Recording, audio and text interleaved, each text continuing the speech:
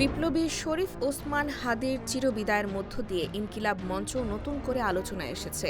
অনেকের মতে দেশের আগামী দিনের রাজনীতিতে সংগঠনটি গুরুত্বপূর্ণ ভূমিকা রাখবে। ইনকিলাব মঞ্চের প্রতিষ্ঠাতা হাদি সংগঠনটির আহ্বায়ক ছিলেন। হাদির মৃত্যুর পর কে এটির হাল ধরবেন তা নিয়ে জনমনে কৌতূহল রয়েছে। রোববার এ প্রসঙ্গে সংগঠনটির বেশ কয়েকজন শীর্ষ নেতা জানান, হাদিকে বুকে ধারণ করেই তারা এগোচ্ছেন। সাধারণ মানুষ তথা সামাজিক যোগাযোগ মাধ্যমে আলোচনা হচ্ছে কে হচ্ছেন শহীদ হাদির গড়া ইনকিলাব মঞ্চের আহ্বায়ক।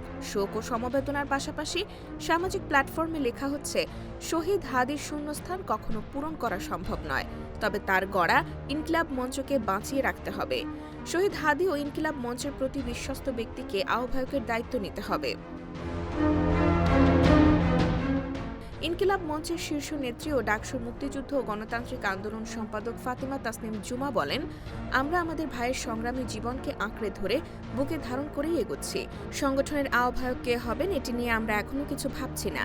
এখনো সংগঠনের আহ্বায়ক আমাদের হাদি ভাই। আমরা শোকাহত, ভাইয়ের পারিবারিক কিছু ব্যাপারও আছে।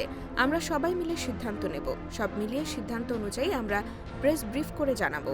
জুমা আরও বলেন, বীর শহীদ হাদি ভাই আমাদের অনুপ্রেরণা। আমরা তাকে সর্বদা মিস করছি। তার দেখানো আদর্শেই ইনকিলাব মঞ্চ চলবে। সংগঠনটির আহ্বায়ক পদ নিয়ে কি করব এখনো বিস্তারিত বলতে পারছি না।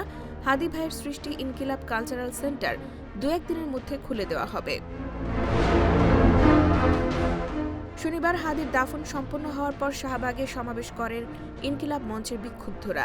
বিকেলে শহীদ হাদির হত্যাকারীদের গ্রেফতারের বিষয়ে অগ্রগতি জানাতে স্বরাষ্ট্র উপদেষ্টা জাহাঙ্গীর আলম চৌধুরী এবং প্রধান উপদেষ্টার বিশেষ সহকারী খোদাবক্স চৌধুরীকে 24 ঘণ্টার সময় বেঁধে দিয়ে শাহবাগের সমাবেশ শেষ করেন মঞ্চের শীর্ষ নেতারা। রোববার ইনকিলাব মঞ্চ থেকে 2 দফায় কঠোর হুঁশিয়ারি দেওয়া হয়েছে।